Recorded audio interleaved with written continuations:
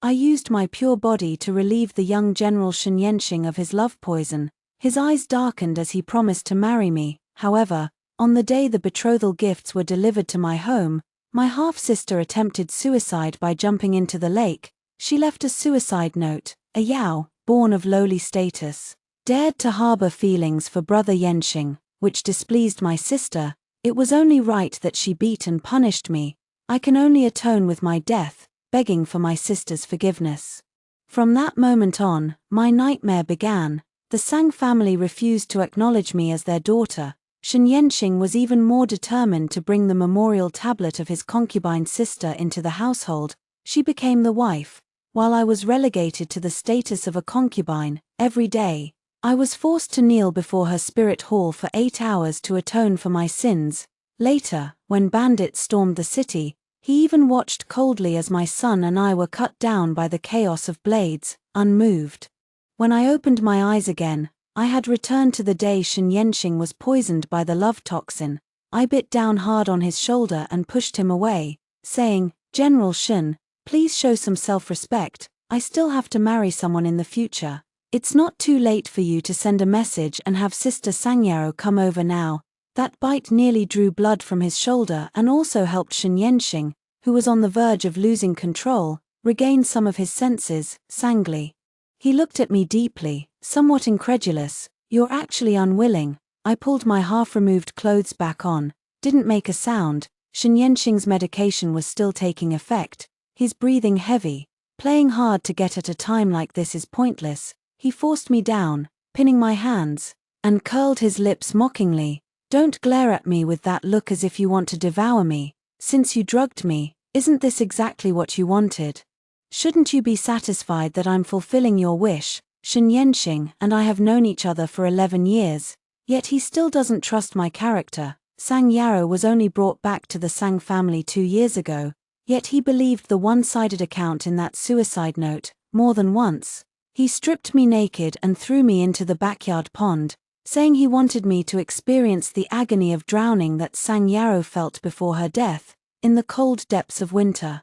The man's voice was colder than the snow. "Sang Li, you already have everything. Why must you still compete with a Yao, a woman as malicious as you doesn't deserve to live?" Memories from a past life flashed through her mind like fleeting shadows. I gritted my teeth. "Xianxia, don't touch me." Xianxia's eyes filled with even deeper mockery. "Sang Li, do you really think I care about touching your body, putting on the act of a chaste and virtuous woman? But in reality, you're just a cheap piece of trash, still talking about getting married. The only person you've ever wanted to marry since you were a child is me. Using such methods to force me to marry you, you've completely disgraced the Sang family."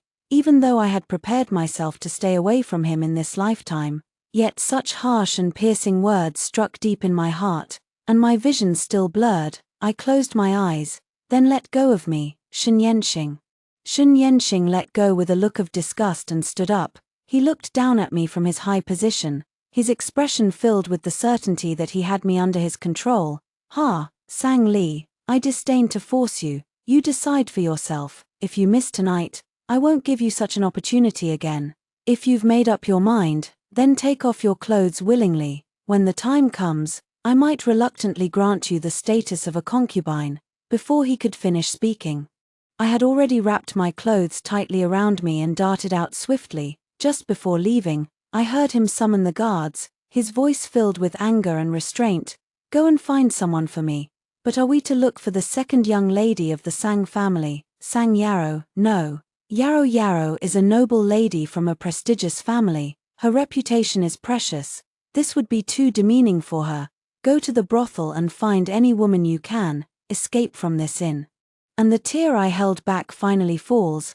The cold night wind stings my numb face. Returning to the Sang family, my father holds a bamboo stick in his hand, his face dark and gloomy, as if waiting specifically for me. "Kneel down, Sang Li. Do you know your mistake?" I glance at Sang Yao, who is hiding behind her father with a provocative look on her face. I guess she's the one who told on me, saying I hadn't come home so late. I know I was wrong, father, even after admitting my mistake.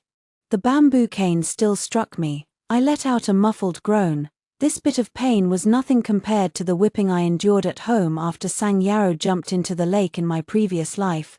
Your mother truly spoiled you in the past, which is why you have no manners at all. It has been 3 years since my mother passed away. She died mysteriously at home just 2 months after my father brought Xianxia, his illegitimate daughter from a mistress, back to the house. I went to confront Xianxia, asking why she was in my mother's courtyard at that time, but my brother slapped me to the ground. Yaro came to pay respects and serve tea to mother's death. I'm also very sad, but you can't wrong your sister without reason. They always say I wronged Xianxia. My family thinks so, and so does Xianxia. He thinks I have everything. But what do I really have? The next morning, Xianxia appeared at the Sang residence, using the excuse of discussing matters with my brother. Sang Yuan, it was actually just to have a few more words with Sang Yao. Yao, are you free for the Lantern Festival the day after tomorrow? Sang Yao nodded timidly, quickly glancing at me. Brother Yanxing, you should ask my sister that question. I don't dare to answer casually. Yanxing looked at me with an angry expression. I spoke before he could. You two go ahead. I've already made plans with someone else. That's the truth. Last night when I returned to my room, I found a crow perched on the windowsill. Throughout the entire Great Jiao, there is only one person who would use a crow as a messenger pigeon. Yanxing's expression clearly showed disbelief. Thinking I was just saying this to save face, he sneered with a curl of his lips. It better be that way. Don't come clinging to us shamelessly later. Don't worry, I'll make sure to stay far away from you. I looked directly into Yanxing's eyes, my tone more serious than ever before. He paused, as if he still had something to say. Sang Yao cautiously tugged at his sleeve. Brother Yanxing. Yanxing withdrew his gaze and ignored me. On the eve of the Lantern Festival, I made a special trip to the famous Lingshan Temple outside the city, thinking of that poor child from my past life. My heart felt as if it were soaked in a pool of sour and bitter water. I hope in this lifetime, you can be reborn into a good family, born into the world with the expectations and affection of your parents. After kneeling on the prayer cushion and finishing the 3 sticks of incense, I turned around and saw Yanxing and Sang Yao walking toward me, chatting and laughing. Their eyes met. I immediately clarified. I wasn't following you. I was here first. Yanxing clenched his fist subtly, his Adam's apple bobbing, clearly wanting to say something but having his words cut off by me first. Sang Yao bit her lip, putting on a pitiful appearance. If sister doesn't welcome me, Ayaro will leave right away. Yanxing pulled her back and gave me a warning look, telling me not to bully Sang Yao. There was a time when he would stand in front of me just like that, glaring away those spoiled young men who tried to bully me. I ignored them and turned to head down the mountain. Outside, dark clouds had gathered at some point, accompanied by rumbling thunder. I sighed inwardly, unsure how long the rain would last, and decided to stay in the temple for the time being.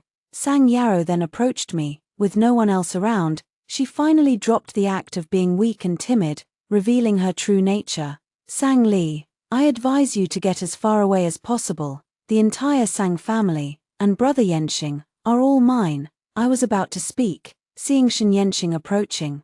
Sang Yao suddenly took a step forward. She grabbed my hand, pushed herself, and fell to the ground. Watching her clumsy acting, I almost felt like laughing. Yet, for some reason, those men just eat it up. Sang Li, you have some nerve. Bullying a Yao at home is one thing, but this is Lingshan Temple, a place of worship for the Buddha. You cannot be so reckless here. I looked at Yanxing, raised 3 fingers, and gave a slight smirk. I dare swear before the Buddha, it wasn't me who pushed her. Or else may I never leave this sacred mountain. Ask Sang Yao, see if she dares. Sang Yao shrank into Yanxing's embrace, trembling as she said, it was my carelessness, it's not my sister's fault. Yanxing stared at me for a few moments. He must still remember that my mother and my maternal family are devout Buddhists, often copying Buddhist scriptures to pray for blessings for the younger members of the family. I would not casually make such a vow in front of a Buddha statue, however. I never expected that on the way down the mountain, someone pushed me hard from behind, causing me to roll down the muddy and rugged slope. Rough stones tore through my outer clothing, leaving countless bloody scratches on my skin, By the time I rolled to the foot of the mountain, I was barely clinging to life. Through a haze of blood, I saw a pair of familiar black and gold cloud-patterned boots. Xianxia looked down at me from above and sneered coldly. I never thought retribution would come so quickly. Let's see if you'll dare to make reckless oaths again, even at the cost of your life. I endured the excruciating pain, covered in mud, and struggled to my feet, limping back to the Sang family. After such a fall, tomorrow's Lantern Festival is basically out of the question for me. That crow sent another letter back. All right, I'll marry you, as long as you don't regret it. The ink on the letter paper was still wet.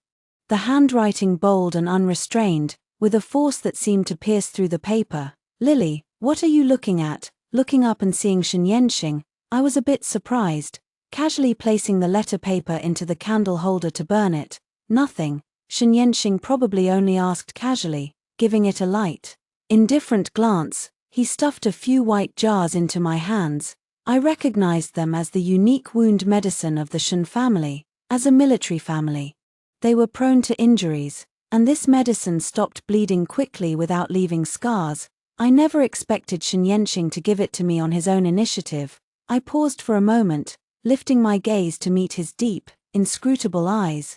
Our Yarrow is generous. I've already spoken to her, and she said it's fine to bring you along for the Lantern Festival tomorrow.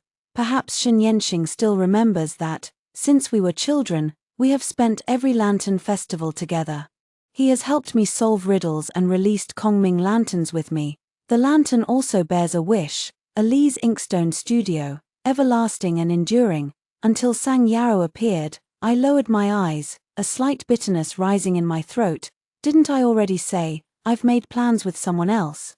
Xianxia furrowed his brows, his expression tinged with impatience. Su Li, that's enough. How long are you going to keep up this lie? Xianxia simply didn't believe I would look for someone else. All these years, I've always been revolving around him. Hearing that he was going to follow the Shen family into battle, I embroidered a protective charm for him overnight. Even if my fingers were pricked raw by the needle, just hearing him say, "I'll carry it with me," was enough to satisfy me. After he left, I wrote to him every single day. When he returned victorious, I stood at the city gate before dawn, the first to welcome him back. In my eyes, Xianxia was once a great hero.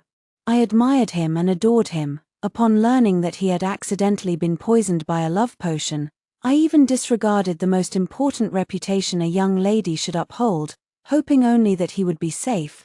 Yet I never expected that the more proactive I was, the less I was cherished. On the day of the Lantern Festival, I still went. I saw Xianxia buying a sugar figurine for Sang Yarrow. Sang Yarrow even stuffed it into his mouth. Xianxia looked helpless, but he cooperated and swallowed it. He used to tell me he didn't like sweets and wouldn't eat a single bite. I watched quietly for a moment, then turned and walked down the bridge. A man dressed in black was holding a lantern, clearly having waited for a long time. "Ali, you're hurt." I bowed to him. "Your Highness, the Regent." Qi Xuanye steadied me and was about to speak when suddenly there was a commotion by the river. It seemed someone had drowned. Thud, another person jumped in. It wasn't until they came ashore that I saw Xianxia, soaked to the bone, holding Sang Yarrow tightly in his arms. His expression was as if he were treating some long-lost treasure. "Is this the reason your heart died?" Hearing Qi Xuanye's cool, low voice, I pursed my lips. "Not entirely. Your Highness need not overthink it. Since I have given you my word, I will not regret it." The next day, Xianxia's betrothal gifts were delivered to the Sang family.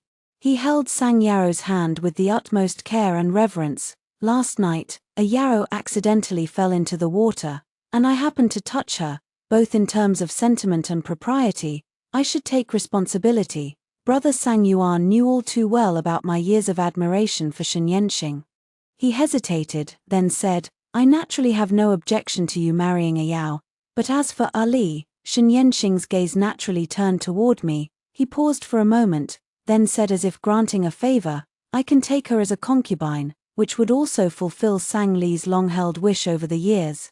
I clenched my fist tightly, feeling nothing but utter irony. Xianxia was still waiting for my reaction.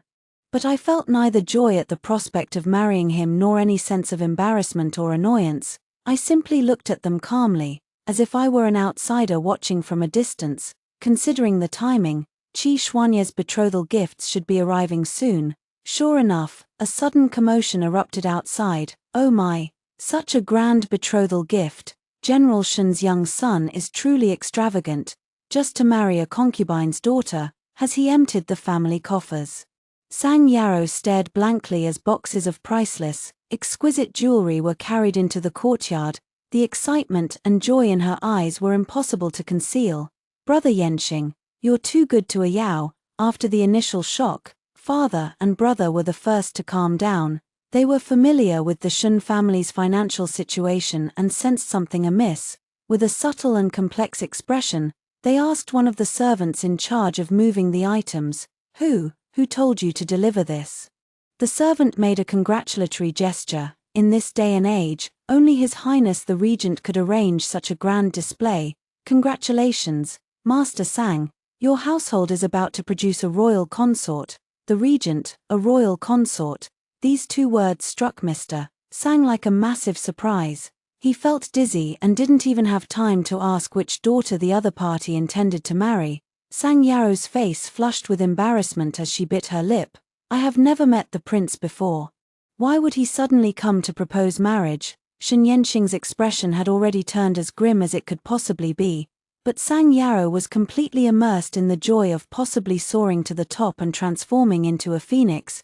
She didn't notice Shen Yanxing's abnormality at all, or perhaps she did notice, but simply didn't care anymore. Yao, Shen Yanxing couldn't help but speak up. So you're not planning to marry me anymore? Sang Yarrow bit her lip in distress. The scales in her heart had long since tipped, but she still tried to maintain a superficial balance.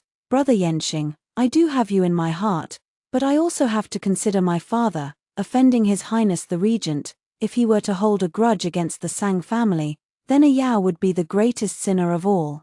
Her words sounded pleasant and reasonable. Shen Yanxing could find no fault with them, but he still felt displeased. At this moment, he finally noticed me, who had remained silent all along. Mulberry glass. He frowned and called out to me. I ignored him. I weaved through these betrothal gift boxes, calculating how much of the dowry my mother had left me could match up. The result of my calculations was that it wasn't even a tenth of what Qi Xuanye had sent. Su Li, Shen Yanxing called out again, his tone growing heavier with displeasure. Are you so obsessed with money, no matter how much you stare? Even if you bore a hole through the chest with your eyes, these are for a Yarrow, not for you. I withdrew my gaze, unable to help but find it amusing. When the people came to deliver the betrothal gifts just now, when did they ever say these were for Sang Yarrow? Shen Yanxing was taken aback. Father was the first to step in front of me, his expression stern and cold. If it's not for a Yao, could it possibly be for you? I gave a light smile, reached out to pick up a jade bracelet from the box, and casually tried it on.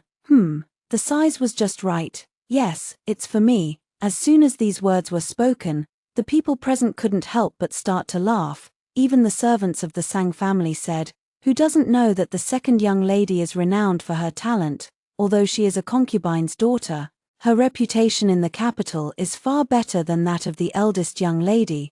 The second young lady is so kind-hearted, like a celestial fairy from the heavens. It's only natural that His Highness the Regent would be moved. These servants are all shrewd individuals. Seeing that Sang Yarrow is about to rise to great heights, they fear that if they don't flatter her now, they won't get the chance later. Sang Yarrow flashed a triumphant smile at me. If you truly like this bracelet, sister, I'll take it upon myself to give it to you. Anyway, the prince has given so many betrothal gifts, it won't matter if one is missing. My father probably thought I was embarrassing him, so he stepped forward and forcefully pulled the bracelet off my hand. Sang Li, have I ever shorted you on food or clothing all these years? How did you become so petty that you'd even covet your sister's betrothal gift? Do you even have the decency of an older sister? If your mother were still alive, I coldly interrupted, if my mother were still alive, she would never stand by and let you bully me like this. Father's face darkened. Who's bullying you? I only said a few words to you. How dare you take your sister's things without permission and still act as if you're in the right? Taking without asking is theft. Don't you understand that? Have all the books you've read gone to waste? Seeing that they truly didn't believe me, I lost my patience. Who it's for, just look at the name on the marriage certificate, and you'll know. That red marriage certificate was placed on top of the betrothal gift boxes. Perhaps because there were so many items, everyone's eyes were dazzled, which is why no one had noticed it until now. My father picked it up and looked, only to see clearly written on it, the daughter of the Sang family, Sang Li. Ah Li, is it really you? Hearing my name, Sang Yao's expression changed. She hastily snatched the marriage certificate from her father's hand, her knuckles turning white from the tight grip. After a long while, she raised her head and said firmly, "This marriage certificate was forged by my sister." Sang Yuan stood nearby, somewhat hesitant. "Yao, have you found any evidence?" Just now, while we were talking, only my sister kept moving between the betrothal gift boxes, touching and examining them here and there, acting suspiciously. Halfway through speaking, she probably felt her tone was too harsh and didn't match her usual image. Sang Yao paused for a moment, tears welling up instantly as she said with a grievance, "Since I returned to the Sang family, how my sister has targeted me has been witnessed by both father and brother, so my sister is the most likely and has the best opportunity to do this." Sang Yao's words convinced everyone. In their eyes, I was just an elder sister who always liked to compete with Sang Yao, was prone to jealousy, and was generally disliked. The real marriage certificate must still be on her. Let's search her directly. As I watched the servants receive the order and approach to strip me of my clothes, I shouted in a low voice, "Who dares? I am, after all, the legitimate eldest daughter of the Sang family. Have you lowly servants lost your minds? This Sang family is not yet your place to give orders." Slap. Father walked over, intending to slap me. However, he was stopped by Xianxia, Sang Li. "If you wish to prove your innocence, let the maidservant search you." Xianxia's eyes seemed to suppress turbulent emotions, his thin lips tightly pressed, appearing equally eager to know the truth. I looked at him coldly, "And if I refuse?" Xianxia clenched his fist. "Then there is no choice but to search you publicly. Even I cannot protect you then." Hearing this, I couldn't help but curl my lips in a mocking smile. "Xianxia, when have you ever protected me?" Xianxia's face darkened, and this time he did not stop his father from ordering the servants to search me. As they forcibly held me down, I was about to kneel in the courtyard. A voice suddenly came from outside. "His Highness the Regent has arrived." Qi Xuanxia had come. Seeing me being detained, the man's expression turned as cold as frost on a high mountain. Your Highness." Everyone was stunned. Once they realized what was happening, they all knelt on the ground in unison. Sang's father broke out in a cold sweat on his forehead. It was said that the current regent held immense power, and offending anyone was better than offending him. Rumors had it that this man was unpredictable in temperament. One moment you might be chatting amiably with him, and the next, he could be smiling as he ordered someone to chop off your head. Fortunately, he appeared in the courtyard this time for his daughter's marriage. "Mr." Sang breathed a slight sigh of relief and said respectfully, "Has your Highness come here personally for the marriage with my daughter?" "Exactly." Hearing Qi Xuanxia admit it himself, the line at the corner of Xianxia's mouth tightened even more. Father Sang's heart finally settled completely, and he turned to beckon Sang Yao forward. "Your servant, Yao, greets your Highness." Unexpectedly, Qi Xuanxia's voice was icy and impatient. "Get out of my way." Sang Yao was stunned, her eyes instantly brimming with tears. "Your Highness, what do you mean by this? Didn't you come to propose to me?" Qi Xuanxia waved his hand, and guards immediately surged forward from behind, dragging Sang Yao aside. "What kind of thing are you, to have sullied the prince's eyes?" Sang Yao still wanted to struggle, looking in disbelief as Qi Xuanxia strode over to where I was being held. Those servants had long since let go, kneeling on the ground, trembling as they begged for mercy. "Your Highness, please forgive us, take him away." Qi Xuanxia's voice was cool and light. "Whichever hand touched your young mistress, break the bones of that hand." At this point, the situation was already quite clear. Xianxia stared blankly as Qi Xuanxia helped me up. that formidable regent, known as the cold-faced god, actually took out a handkerchief so gently and wiped the dust off me. Ali is the only princess consort I recognize. Boom. This statement struck like a bolt from the blue. It completely petrified everyone present. Sang Yaro's entire body stiffened, her lips trembling. No, it can't be. Why not me, Your Highness? Have you made a mistake? My sister is notoriously fierce and lacking in virtue in the capital. She is not at all a match for you. Could you please consider me instead? Xianxia's Adam's apple bobbed, his eyes as deep and dark as ink. Sang Yaro's question was exactly what he wanted to ask as well. Could there be some crucial detail that was mistaken in all of this? Oh, Qi Xuanxia smiled faintly, a hint of mockery in his expression. So, are you questioning my judgment? Sang Yaro's face instantly drained of all color, and she prostrated herself on the ground in fear. I dare not, Your Highness. I am only worried that Your Highness might be deceived by my sister. Qi Xuanxia sat in the chair specially brought by Sang's father, lightly tapping his fingertips on the armrest. It seems your relationship with your sister in the Sang family is quite strained.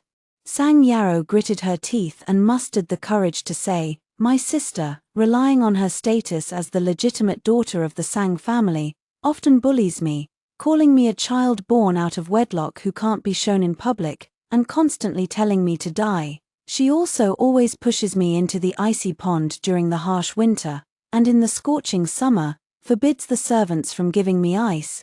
Qi Xuanxia's expression grew darker the more he listened. His eyes even carried a chilling murderous intent. Seeing this, Sang Yaro's voice grew weaker and weaker. Not daring to continue any further, Qi Xuanxia sneered coldly. What you said is correct, but it is exactly the opposite of the truth I have uncovered. Upon hearing these words, the expressions of my father and brother changed. Xianxia even looked at me with a complicated gaze. On the contrary, what does that mean? Qi Xuanxia signaled his subordinates to bring the person forward. A dozen or so older servants walked in, trembling as they knelt down in a row. Father was the first to recognize them. These were all former servants of the Sang family. Sang Yaro had claimed they served poorly and had them dismissed on trivial grounds. Your Highness, what is the meaning of this? Qi Xuanxia sneered coldly. Let them speak for themselves. One of the maids, around 40 years old, kowtowed heavily and crawled over to apologize to me. This old servant wronged the eldest young lady. Back then, the second young lady gave me 10 ingots of silver to push the eldest young lady into the lake, causing her to suffer from a severe cold for a full month. Another man dressed as a cook said, back then, the second young lady also gave me a reward, asking me to mix a little mutton broth into the eldest young lady's meals, causing her to suffer from red rashes on her skin for years, forcing her to stay indoors and never leave the house. Immediately afterward, more people began confessing their crimes one after another. I hid embroidery needles in the eldest young lady's bedding while she slept. The second young lady ordered me to cut all of the eldest young lady's clothes to shreds. The expressions of the Sang father and son shifted repeatedly, from shock to anger, and then to uncontrollable heartache. I looked at the belated guilt in their eyes. Feeling no emotion within, I walked over to Qi Xuanxia and asked him, how did you manage to find these people? He waved at me. I leaned my ear closer to him. A light, warm breath brushed against my ear, and for some reason, my face grew hot as well. I'll explain it to you in detail when we get back. Over there, Xianxia watched my intimate actions with Qi Xuanxia. His eyes gradually turned crimson, and his hands hidden in his sleeves clenched tightly. Sang Yao, is everything these servants said true? Father Sang looked at her with disappointment in his eyes. I pitied you for the more than 10 years you spent drifting outside, feeling sorry for your gentle and timid nature, which is why I always showed you extra affection and gave you 10 times the pocket money your sister received. But is this how you used it? You actually bribed the servants to harm your own sister. Sang Yaro kept shaking her head, still wanting to defend herself, but no one would believe her anymore, until the final shocking news that stunned everyone was revealed.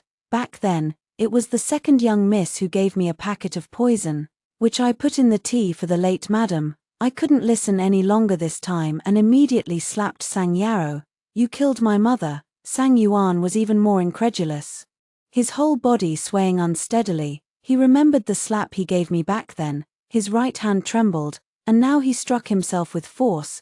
Damn it, I'm truly damned. I've been treating the murderer of my mother as a sister for so long, I have no interest in watching their repentance any longer. Returned to the regent's mansion with Qi Xuanye, the betrothal gifts were moved back and forth. Ultimately returning to his mansion, Qi Xuanye handed me the key to the treasury. Ali, from now on, you are the mistress of the mansion. The wedding hasn't officially taken place yet. Anyway, you can't escape now. I smiled and began instructing the servants to sort through these crates full of treasures. Suddenly, I spotted something familiar. It was several Kongming lanterns, their paper already faded, but I still recognized them. The original inscription Yang Xing had been crossed out by him, replaced with Ali Xianyi, forever and ever. I was taken aback. Never having imagined that he had noticed me so early on, nor did I know how he managed to get these lanterns down. Qi Xuanye hugged me from behind, his chin nuzzling against the crook of my neck. Ali, perhaps you've long forgotten, at a lantern festival 10 years ago, you gave me a sugar figurine you didn't want. That was the first time I ever tasted something so sweet. A faint glimmer of tears welled up in my eyes. That time, I originally intended to buy it for Xianxia. But he said he didn't want it. I happened to have a toothache, and when I turned around, I saw a boy dressed in fine clothes staring longingly. After a moment's thought, I gave it to him. Little did I expect that by a twist of fate, Qi Xuanye would remember it for so long. All these years, I've been quietly watching over you, which is how I managed to track down the servants who were expelled by the Sang family back then. It did take some time, though. I turned around and hugged him tightly. My voice was sincere. Thank you. The date for my grand wedding with Qi Xuanye has been completely finalized. 10 miles of red dowry, phoenix crown, and rosy veil. That day, I saw Xianxia in the crowd. He no longer had the spirited appearance of a young general from before. The whole person was utterly dejected. Seeing me again, Xianxia struggled to squeeze out a sentence. Ali, don't marry him. Can you? Give me another chance. I kept my gaze fixed straight ahead. Not even sparing him a glance from the corner of my eye, I heard he went to the Sang family, got into a fight with Sang Yuan, and both ended up bruised and battered. Then they teamed up to tie Sang Yarrow up and take her to a bandit den outside the city, ordering her to be tortured to death. The Sang and Shen families offended the regent, and no one in the entire capital dared to associate with them anymore. After old General Shen passed away, the Shen family gradually declined under Xianxia's leadership. The Sang family had also reached the point of ruin and family destruction. I married Qi Xuanye, and by the 3rd month, there were signs of pregnancy. I smiled with relief. Baby, is that you coming to find mommy? Next, let's listen to the next story. The ever-victorious young Marquis Ji Yu achieved a great victory in battle, but was wounded and fell into a coma, diagnosed with less than 5 years to live. To ensure the continuation of the bloodline, the Empress personally arranged my marriage to him, as I was known to be a bearer of good fortune. Forced by imperial authority, my father, with reddened eyes, sent me onto the bridal sedan. After 5 years of marriage, I remained humble and obedient, serving my in-laws and giving birth to a son and a daughter. Young Master Ji Yu, who had been diagnosed with only 5 years to live, suddenly awoke. Everyone said I had finally endured to see the light. But I merely smiled and let it pass, because on the first night he woke up, he warned with a cold face, "Xianxian and I are deeply in love. If I hadn't been injured and unconscious, I would never have let you take advantage of the situation." I lowered my eyes and replied calmly, "If that is the case, I am willing to step aside and withdraw from this marriage, so that you and Miss Lin may be together." I thought Ji Yu Silin would gladly agree, but unexpectedly, his eyes darkened instantly. "Do you think Xianxian is as promiscuous as you are? For the sake of the Ji Yu family's power, you would even go so far as to..." At this point, Ji Yu Silin's face flushed slightly with anger. He gritted his teeth and said, "Xianxian was engaged to the son of Minister Wang a year ago.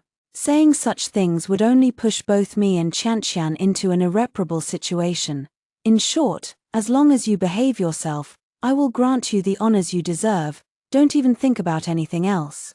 Ji Yu Silin's eyes were icy. devoid of any warmth. My heart grew cold. Hadn't I also been engaged to the one I loved long ago?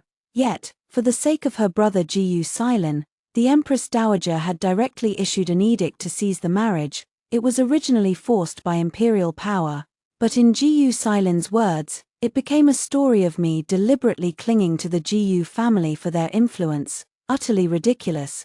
I looked at Jiyu Silin with a mocking gaze. I have never dared to entertain such delusions. He was taken aback for a moment, then feigned composure and retorted, "What did you say?" I bowed my head respectfully and said, "Marry a chicken, follow the chicken, marry a dog, follow the dog, whatever the Marquis says, I shall do." I never loved Jiyu Silin in the first place. Marrying into the Marquis's household was only to protect my entire family's lives. Back in my youth, I did indeed admire this young hero, but that was merely admiration. Not to mention the face Jiyu Silin made the moment he woke up, accusing me of wrongdoing. Any normal person would not forget my efforts over the past 5 years, let alone the 2 children I bore for Jiyu Silin. I took a deep breath and looked at him gently. "As long as your lordship treats my child well, I will remain as obedient and well-behaved as before." I thought that, having spoken to this extent, Jiyu Silin should understand that I harbor no improper thoughts toward him. I only wish for life to proceed normally. Unexpectedly, Jiyu Silin suddenly let out a cold laugh. "You really are ambitious. Seeing that I have no feelings for you, you retreat to advance, trying to secure benefits for your child. What? Do you want him to become the heir of this household?" Jiyu Silin is referred to as the young Marquis, but in reality, he hasn't been officially enfeoffed yet. Strictly speaking, he is currently just the heir. Back then, the emperor used his power to force him to marry the princess. For the sake of Lin Qianxian, Jiyu Silin risked execution by refusing. From that moment on, he developed a deep hatred for those who covet power and status. Before I could say anything, Jiyu Silin flicked his sleeve and said, "Like mother, like son, a child with improper conduct is not worthy of being the heir, don't even think about it." As soon as Jiyu Silin opened the door, 2 small figures stumbled in. My son stubbornly turned his head away, unwilling to look at him. I quickly stepped forward to help the child up. My daughter, who has always been afraid of pain, only glanced at her swollen palm before turning to Jiyu Silin with tear-filled eyes and saying, "Brother is not a child with bad character. Brother was praised by the teacher just last month. You're a bad father. I don't want a bad father like you." During the 5 years Jiyu Silin was in a coma, our son and daughter eagerly awaited his awakening every day. They hoped to be cherished in their father's hands and held in his arms, just like other children. Yet the first words Jiyu Silin uttered upon waking, which remained in the child's heart, were words of belittlement. For the first time, I let my expression turn cold in the Jiyu residence. "Young Marquis, as a father, how can you not feel ashamed to define your child so decisively without even understanding them?" My daughter had already begun to shed tears, one after another. "Everyone in the residence says that father doesn't like mother, nor does he like me and my brother. Does father want to marry that Miss Lin or something?" A sharp slap landed on my daughter's tender little face. I looked at Jiyu Silin in disbelief. "You're insane." Jiyu Silin pointed at me angrily. "The son you raised doesn't even greet me when he sees me, and the daughter even falsely accuses the innocent Xianxian. Such disgraceful behavior is unworthy of being a descendant of the Jiyu family." My daughter covered her face, not daring to speak, burying her face in my arms and sobbing with grievance. Seeing his sister being hit, my son immediately stepped in front of me and my daughter. Jiyu Silin looked at the little one's wary face and suddenly felt a bit uncomfortable. Even if he had no feelings for the mother and 2 children before him, he still didn't want his own child to resent him. Jiyu Silin let out a long sigh, and after a long while, he finally spoke coldly to me. "I don't think you're doing a good job raising the children either. You might as well take a good rest during this time." Before I could react, Jiyu Silin had already called for someone to separate me from the children. My son and daughter were held by the nanny, and as I tried to step forward, Jiyu Silin grabbed my wrist. "Don't force me to take away your authority as the housekeeper too." His eyes were deep and dark, certain that I would compromise. but I did not hesitate to take out the storeroom key. I am truly exhausted from taking care of the 2 children and have no energy left to manage the household. I wish to return the storeroom key. Gu Silin frowned. Are you angry with me? It was you who failed to teach the children properly. Moreover, as their father, I am willing to personally guide them for their own good. I met his gaze without arrogance or humility, remaining unmoved throughout. Finally, Gu Silin's face showed impatience. You don't know what's good for you. He snatched the key away and turned to leave without hesitation. I pulled my child into my arms, seeing nothing else but them. The next day, Lin Xianxian moved into the mansion under the pretext of learning household management. 5 years ago, my mother-in-law, who was moved to tears and called me the lifelong benefactor of the Gu family, now smiled and took her hand. Back then, you and my son were truly a match made in heaven. It's just a pity that times have changed, now that you are about to marry, yet your mother passed away early and no one taught you how to manage a household. If you don't mind, I will personally teach you. The maids and servants in attendance all looked at me with curiosity. The guests whispered among themselves. Isn't the authority of the household in the hands of the crown princess? How did a Miss Lin suddenly appear out of nowhere? Don't say that. If it weren't for someone taking advantage of the situation back then, who knows who would be the crown princess now? For the mistress of the inner household to have her authority stripped away is a great humiliation. Yet the crown princess still has the nerve to host today's banquet as the lady of the house, if she weren't thick-skinned. How could she be the crown princess? What woman could be intimate with a vegetative person? In my opinion, she's not just thick-skinned, but also quite shameless. Today, my mother-in-law specifically asked me to arrange a welcome banquet for Lin Xianxian. The murmurs, though not loud, were just enough to reach everyone's ears. Not only did my mother-in-law not stop them, but she pretended not to hear and continued chatting warmly with Lin Xianxian. I sneered inwardly. After all, my mother-in-law comes from a respectable family, yet she doesn't understand the principle that when one prospers, all prosper, and when one suffers, all suffer. I am now the wife of the heir to the Gu family. While these people seem to be insulting me, they are actually insulting the entire Gu family. A lady beside me had just finished speaking ill of me and asked the maid with a smile, "Do you think I'm right?" The maid lowered her head and agreed, "You are right." I raised my hand and slapped the maid hard across the face. "Who gave you the audacity to gossip about your master?" The crisp sound of the slap drew everyone's attention in this direction. Gu Silin happened to be walking this way, and as soon as he saw the scene, his face darkened as he questioned, "Are servants not human? How dare you casually hit and scold them?" My mother-in-law glared at me with a dark expression. "Indeed, a child raised without a mother. How dare you abuse a servant in such a setting? It's simply disgraceful." Watching my mother-in-law tightly grasp Lin Xianxian's hand, I suddenly understood everything. Before Gu Silin woke up, I was indeed the rightful heir's wife, and the child I bore was the only bloodline in the household. But after Gu Silin woke up, as long as he wished, there would naturally be other children.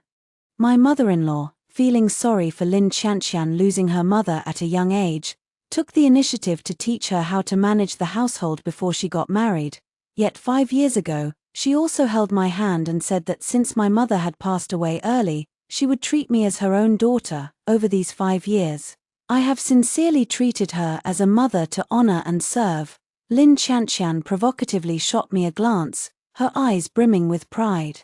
It was at that moment that I got a clear look at her appearance. Her name may be elegant, but her personality is quite flamboyant. Dressed in a fiery red gown, she stood out even more than I, the hostess, did. I looked at my mother-in-law with neither humility nor arrogance. I lost my mother at a young age, and I am fortunate to have been taught by you, mother-in-law.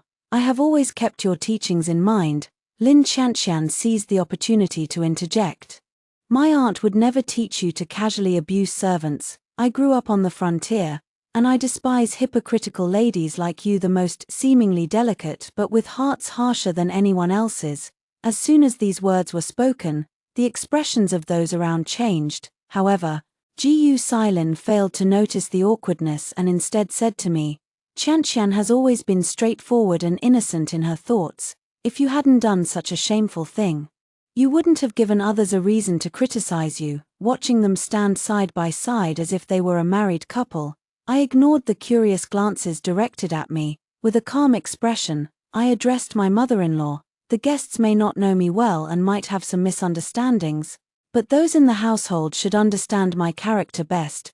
Just now, Miss Zhong accused me of being boastful and malicious, and even the maid Xiaotsue echoed her words. As the head of the household, is it not appropriate for me to teach them a lesson?" The named Miss Zhong immediately flushed red with embarrassment. Speaking ill of someone behind their back was already wrong, and it was even more so since more than one person had just heard it. Anyone with eyes could see that what I said was true.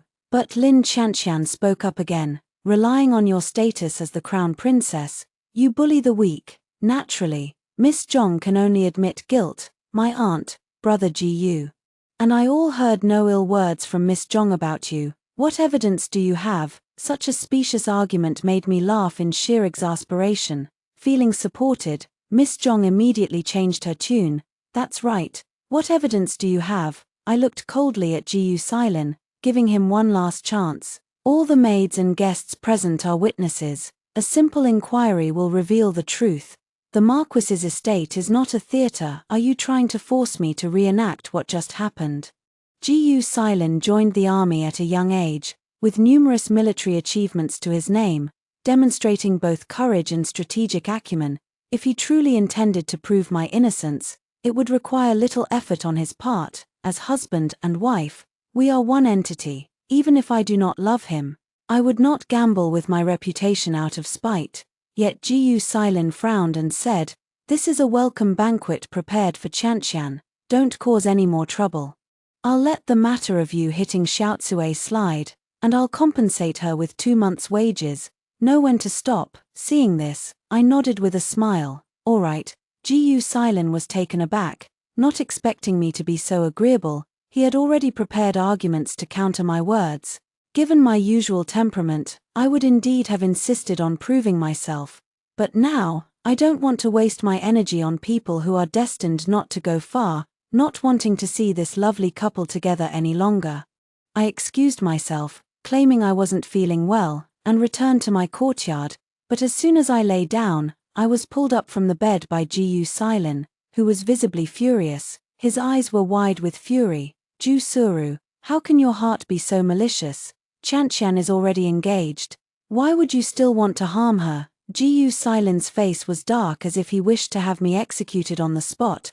Frowning in confusion, I wanted to defend myself, but then I saw Lin Xianxian, wrapped in Ji Silin's coat, run in crying. Her clothes were tattered all over, and she suddenly knelt down in front of me with a thud. "I was young and impulsive when I offended you, but why did you instruct the maid to put medicine in my tea? If it weren't for brother Ji arriving in time, I'm afraid I would have been at the mercy of those playboys." As she spoke, she gritted her teeth and shed tears as if she could no longer bear the humiliation.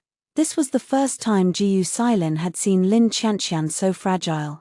His protective instincts surging, and he could only say to me with a cold face, "You're the one who wronged Xianxian. In a month, I will marry Xianxian into the family with the status of a secondary wife. You have no right to refuse. You don't need to take care of the children either. A woman like you can't raise them properly. When the time comes, both children will live with Xianxian." Lin Xianxian hid in Ji Silin's arms and mouthed to me, "You lost." My gaze fell on the kiss mark on Ji Silin's neck, and I immediately understood. So today wasn't just Lin Xianxian's welcome banquet, it was also Ji Silin's concubine-taking banquet. I didn't care whether Ji Silin wanted to take a second wife, I only cared about my own child. I smiled and said, "A second wife may sound like a wife, but in reality, she's just a concubine. Why don't I voluntarily step down and make room for you?"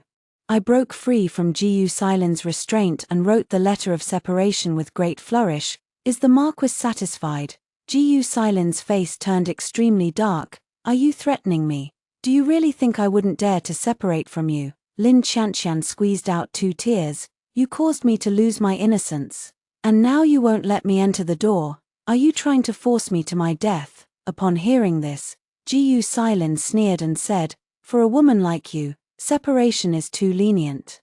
I will divorce you. The imperial decree has arrived. A sharp, high-pitched voice cut through the argument. As if I had anticipated it, I knelt down obediently. By the emperor's decree, Lady Ju is humble and respectful, having served her elders with merit. However, due to marital discord, she is hereby granted a divorce.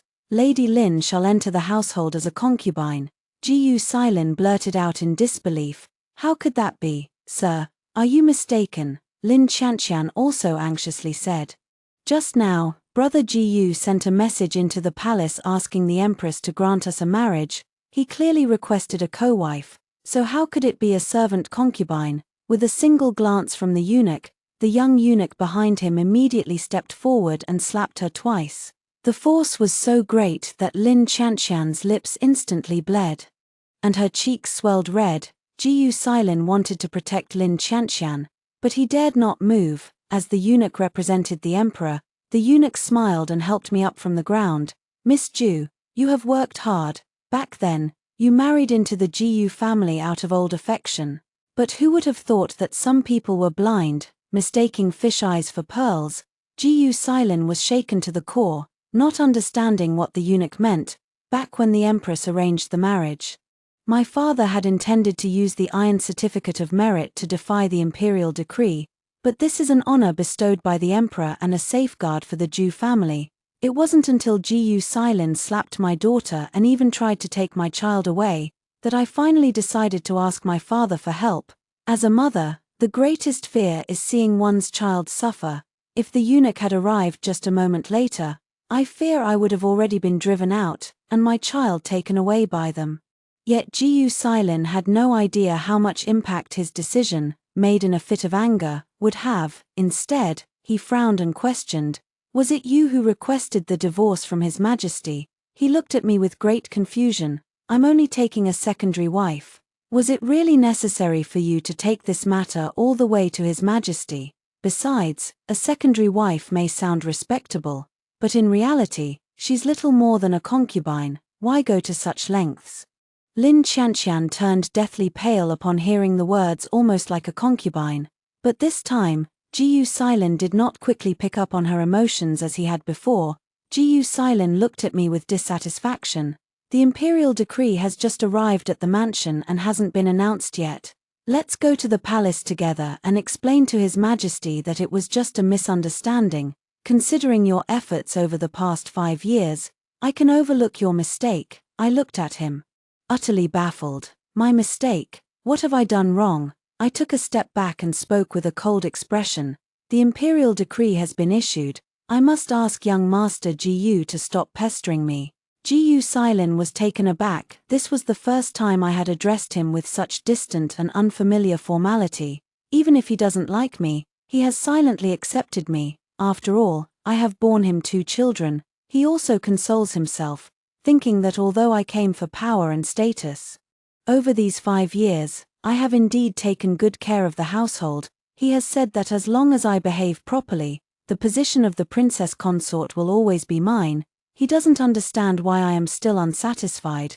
Could it be simply because I am jealous of Xianxian? Thinking of this, Gu Silin let out a long sigh. "Was it your idea to make Xianxian a concubine? I've long heard that your Ju family holds the iron certificate of merit. Don't you think it's too much to force Xianxian into being a concubine with that certificate? Forget it, it's already a done deal now. I won't give Xianxian the status of a co-wife, and you can keep the child by your side. Are you satisfied now?" Lin Xianxian's eyes instantly reddened. She tried to reach for Gu Silin's hand, but he pulled away. Gu Silin furrowed his brow tightly. "Xianxian, today's events have already given people something to talk about. You should go back quickly. I will send someone to bring you into the mansion this evening to perform the ceremony. Only the lowest-ranking concubines are married off in the evening." Gu Silin's words meant he had no intention of fighting for Lin Xianxian to be a co-wife. As she spoke, tears fell from her eyes. "Brother Gu, I gave up the position of a proper wife and willingly agreed to be your co-wife, all because of our affection for each other. Now, are you only giving me the status of a servant concubine?" For the first time, Gu Silin showed a hint of impatience. It's not that I want to give you the status of a servant concubine. The imperial decree has already been issued. Do you expect me to defy it? Lin Qianxian was so startled by Jiyu Silin's roar that she nearly forgot to cry. Staring at him dumbfounded and speechless, the eunuch who had been standing nearby watched the farce unfold before him, his expression also turning quite unpleasant. Nevertheless, he softened his tone and spoke. Miss Ju, His Majesty's people will send a carriage shortly to help you move your belongings. The young master and young lady will also accompany you back to the Ju residence.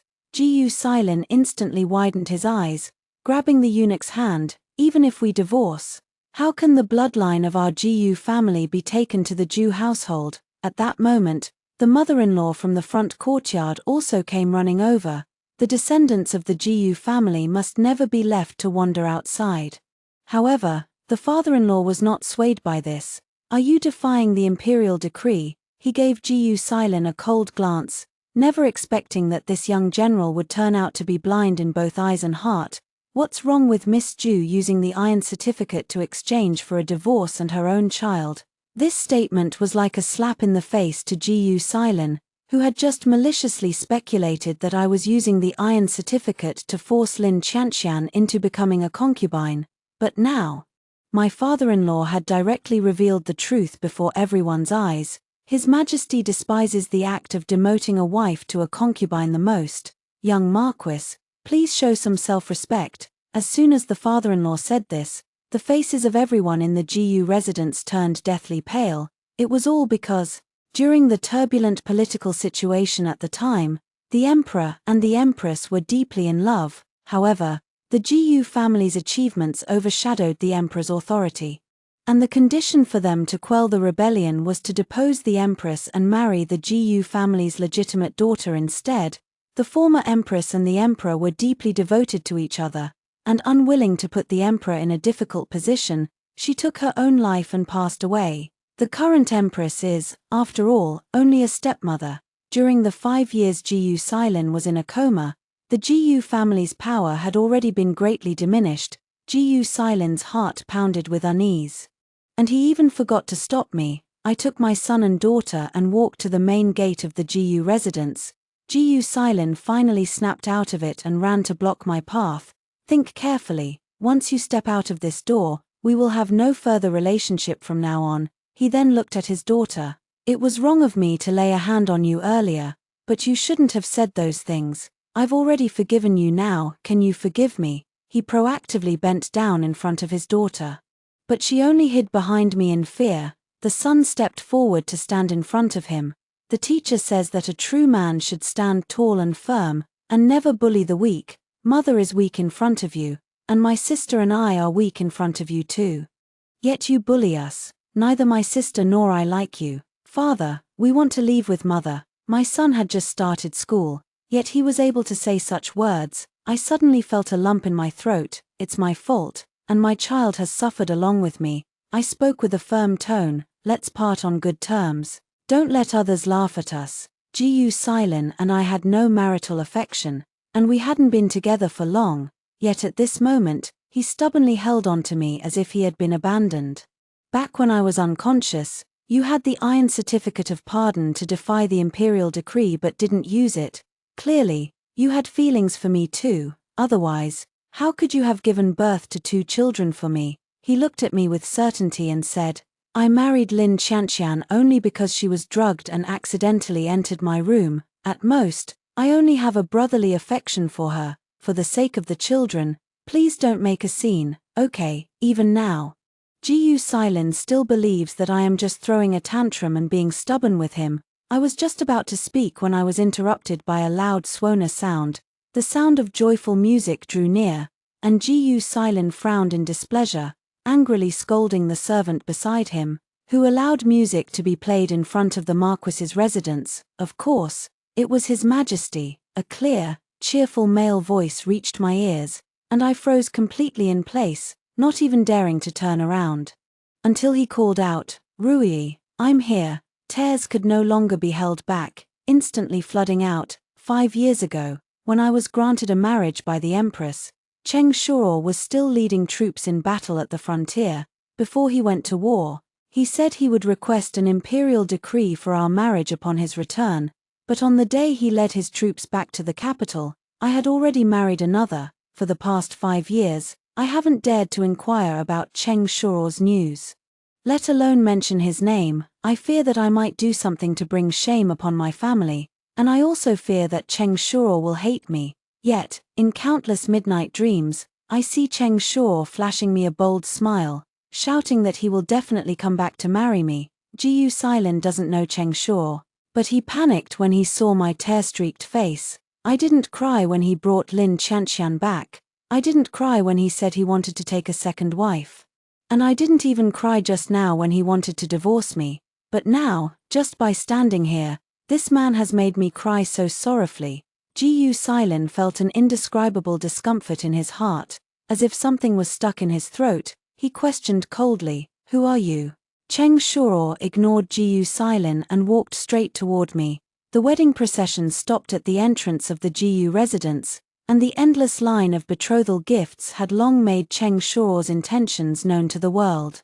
Yet I still couldn't believe it. I was now a divorced woman, and I had 2 children with me. "I've come to marry you, to fulfill my promise." As soon as Cheng Shuo finished speaking, Jiyu Silin could no longer hold back and clenched his fist, throwing a punch. "You're going too far." Cheng Shuo dodged to the side, and the 2 military officers grappled with each other. For a moment, no one dared to step forward and intervene. However, after all, Jiyu Silin had been bedridden for 5 years and was no match for Cheng Shuo, who trained daily. After his punch was blocked again, Cheng Shuo seized the opportunity to twist Jiyu Silin's hands behind his back, pinning him down beneath him. Cheng Shuo, as spirited as he was 5 years ago, declared, "It's one thing to be poisoned on the eve of a major battle, nearly costing the lives of our soldiers, but Ruyu has been married to you for 5 years even if she hasn't achieved great feats. She's certainly put in her share of hard work, yet the first thing you do upon waking is strip her of her authority as the household manager and bring back some childhood sweetheart. You've truly shamed us men." He flung Jiyu Silin aside and turned to look at me with a tender expression. "With 188 betrothal gifts, will you marry me?" Jiyu Silin sneered. "Stop dreaming. She won't marry you. Back when I was lying in bed with no consciousness, she was willing to marry me. Now that I've recovered, even if there's some misunderstanding between us, it's not your place to." The rest of his words were cut off as I took the initiative to hold Cheng Shuo's hand. Jiyu Silin's pupils trembled in disbelief. "What do you mean by this?" I spoke with a calm gaze. "As you can see, Cheng Shuo and I are deeply in love. I only married you back then because of the Empress's decree, without any romantic feelings involved. Impossible, if you didn't like me back then. How could you have married me? You have the ironclad pardon in your hands, so defying the decree wouldn't have mattered. You're lying now, aren't you? You're just angry with me, right?" Jiyu Silin tried to step forward and grab my hand, but Cheng Shuo immediately blocked him. Cheng Shuo's tone was icy. "Your Jiyu family naturally doesn't take defying imperial decrees seriously. Rusu has always been kind-hearted. How could she possibly use the iron certificate for personal gain?" Cheng Shuo was right. If it weren't for that slap Jiyu Silin gave his daughter, I wouldn't have figured things out so quickly. Jiyu Silin made it clear he wouldn't treat my children well. Rather than compromising and letting them continue to suffer, it's better to just leave. Jiyu Silin's throat felt dry, and he hesitantly asked again, "Are you really going to marry him? Just say no, and I can beg my sister, the Empress, to persuade the Emperor to grant us another marriage decree." I looked at Jiyu Silin, my eyes devoid of any affection. "The one I've always loved is Cheng Shuo. Marrying you was only because of the imperial decree." Glancing at the 2 children, a pang of bitterness welled up in my heart. If it weren't for that time when my mother-in-law drugged me and sent me into Jiyu Silin's room, I would never have given birth to them. Jiyu Silin's gaze kept shifting between me and Cheng Shuo, his once straight spine gradually beginning to bend. He saw the gentle gaze I cast towards Cheng Shuo, one he had never possessed. Yet, how could he not resent it when he was told upon waking that he already had a wife and child? Moreover, he did nothing wrong. He merely lost his temper and slapped his daughter, and he has already apologized. Why must I escalate things to this extent? Ji Silin stared at me with bloodshot eyes. Must you be so heartless? I looked at Ji Silin speechlessly, having completely lost interest in communicating, when faced with fools who can't understand human language. The best approach is to refuse to engage. I took the two children by the hand and walked around Ji Silin. He instinctively tried to stop me but was blocked by Cheng Shuo. Cheng Shuo stood in front of Ji Silin the entire time until I walked out of the Ji family's gate. After receiving the long betrothal gift list, he finally walked toward me with a smile. Ji Silin stood in place, his face deathly pale. When my mother-in-law, who had rushed over upon hearing the news, saw Cheng Shuo, her expression instantly changed. Isn't that Marquis Wuxuan? My mother-in-law's gaze fell on the betrothal gift list in my hand, then glanced at the countless betrothal gifts arranged at the door, and her face immediately darkened. My son's unwanted, discarded wife. And you want her too, Marquis Wuxuan. Don't let your eyes deceive you, or you'll regret it later. Cheng Shuo immediately retorted. Someone mistook a fisheye for a pearl and only realized their regret after losing it. I'm different, I know how to cherish what I have. I heard that half a month ago. The emperor ennobled a Marquis Wuxuan with outstanding military achievements. I never expected it to be Cheng Shuo. I frowned at Cheng Shuo. Not understanding why my mother-in-law harbored such hostility toward him, you should know that during the years Ji Silin was in a coma, the Ji family had already declined significantly. My mother-in-law has always been a bully who fears the strong, so how could she dare to offend Cheng Shuo? Cheng Shuo coughed lightly and leaned close to my ear, saying, half a month ago, I was granted a marquis title. She sent me an invitation, hoping I would marry her youngest daughter. I refused and even scolded them for being toads dreaming of eating swan meat. No wonder, it turns out that my mother-in-law was so furious that she ended up provoking. I glanced suspiciously at Cheng Shuo. Rejecting the marriage is one thing, but although he is usually rough and straightforward, he doesn't seem like the type to speak harshly. Could it be because of me? Cheng Shuo guiltily averted his gaze, clearly confirming my suspicion. I was speechless for a moment. How old are you? How can you still be so childish? Ji Silin had been watching from a distance. Seeing the flirtatious exchange between me and Cheng Shuo, he lowered his eyes in hurt. My mother-in-law shot him a disappointed glare, then turned to me and said, being a remarried woman, I want to see how long Cheng Shuo can keep spoiling you.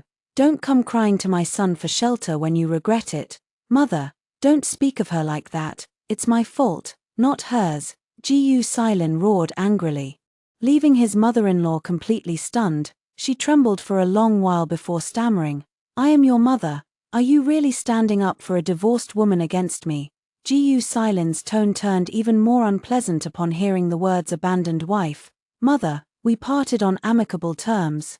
Please don't let me hear the word abandoned again. A servant hurried forward. Young Marquis, it's already evening. Should we send a sedan chair to bring Miss Lin into the mansion as a concubine? Ji Silin gave me a deep look and deliberately raised his voice. Nothing ever happened between Lin Qianxian and me. I will not take a concubine. The servant was completely stunned on the spot, and even the mother-in-law panicked. Lin Qianxian being taken as a concubine was written in the imperial decree. Who would dare defy the emperor's order? Seize them. Cheng Shuo suddenly roared in anger, and the sedan bearers carrying the betrothal gifts drew the swords hidden inside. Instantly surrounding the entire Ji residence, Ji Silin's eyes widened. Cheng Shuo, you've already taken my wife, and now you're using your official power to settle personal scores and harm my entire family. I am also an official of the court. How dare you commit violence in broad daylight? Cheng Shuo curled the corner of his lips, raising his sword to rest it on Ji Silin's neck.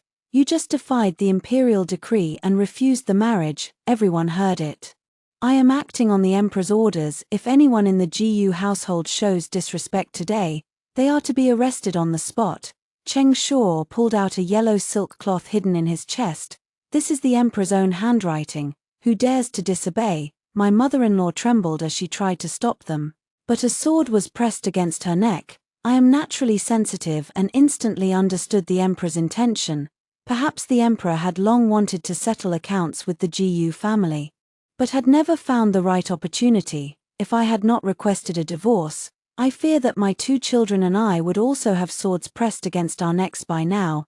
No wonder His Majesty issued the decree so easily. No wonder His Majesty specifically designated Lin Xianxian to be a servant concubine. In His Majesty's plan, it was likely that Jiyu Silin insisted on giving Lin Xianxian the position of a principal wife, and then used that as an excuse to act out. But who would have thought that Jiyu Silin said nothing at all, and even now, he would suddenly defy the imperial decree and break off the engagement? My gaze fell on the imperial guards behind Cheng Shuo, and I couldn't help but feel a chill in my heart. He came today because of the emperor's decree and my act of playing along, or for some other reason. The swift, practiced movements of the imperial guards as they drew their swords seemed rehearsed 1,000 times over. I was no longer the naive teenage girl I once was. Now I have children, and behind me stands the Zhu family. The iron certificate of immunity that the Zhu family used to protect their lives has already been submitted. Where do I go from here? A profound sense of helplessness crept into my heart, but my hand, soaked in cold sweat, was grasped by a dry, warm palm. What are you overthinking? I already said I'm here today to marry you. Cheng Shuo, who seemed rough and tough, quickly noticed my unusual state. I wanted to laugh, but he pressed his hand against my lips. Your smile looks worse than crying, so don't force it. If you don't feel like smiling, then don't. Not returning from the war sooner to marry you 5 years ago is the regret of my life.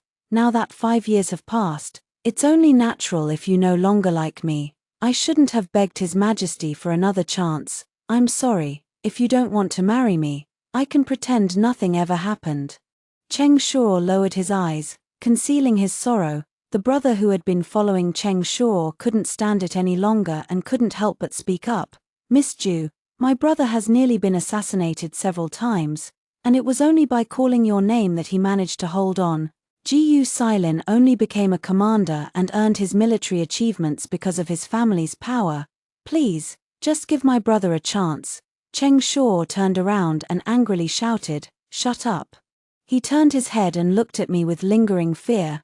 Don't take his words to heart. I don't want to pressure you. Whatever choice you make, it's fine with me.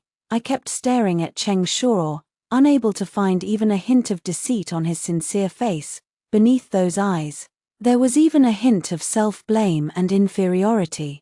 It's all my fault for not being by your side back then. You were forced to marry Jiyu Silin because of me. If I had married you earlier, you wouldn't have had to. I took the initiative to hold Cheng Shuo's hand. I am willing to marry you. Whoosh, an arrow shot through the air. Cheng Shuo raised his blade to block it, but the arrow veered off course and flew toward our son.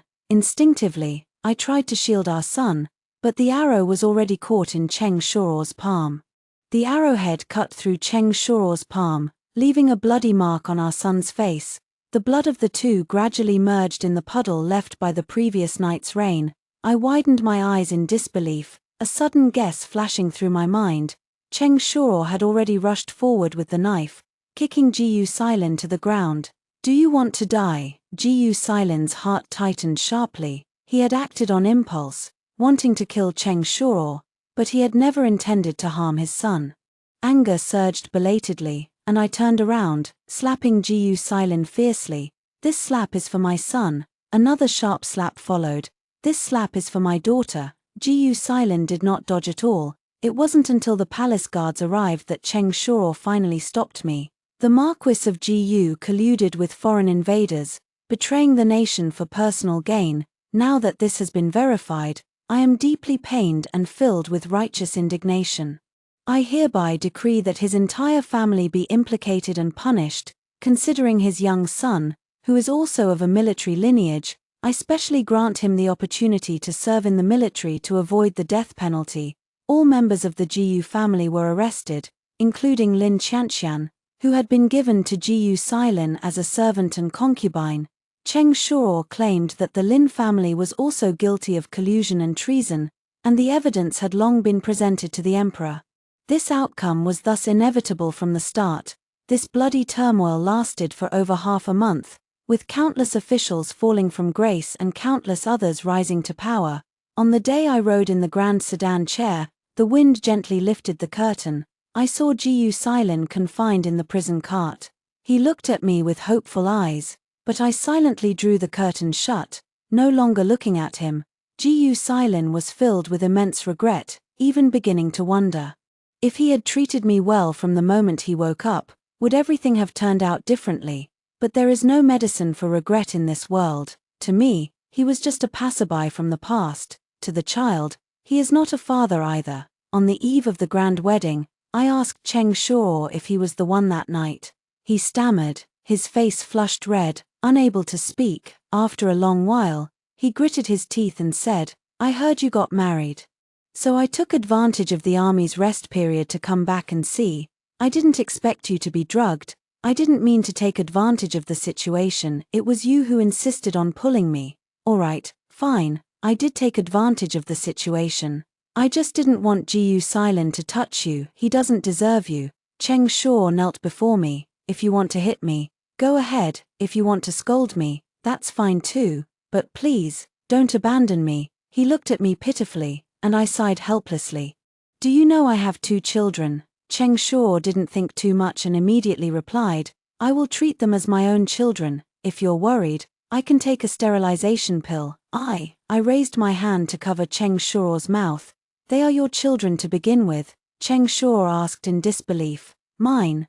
I hummed in agreement. I have no interest in forcing myself on a living corpse.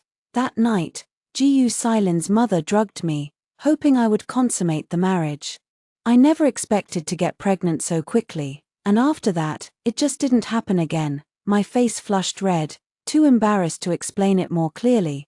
Cheng Shuo was overjoyed and pulled me into his arms, his embrace surprisingly strong. "It's actually my child. I actually have a child." I smiled and replied, "Yes, it's our child." All those twists and turns ultimately forged the happiness we have today. Although the process was difficult, the ending is perfect. After hearing the story above, what are your thoughts? Feel free to share your opinions in the comments section. Looking forward to hearing from you. If you liked this story, don't forget to like it, share it, and subscribe to my channel. See you next time.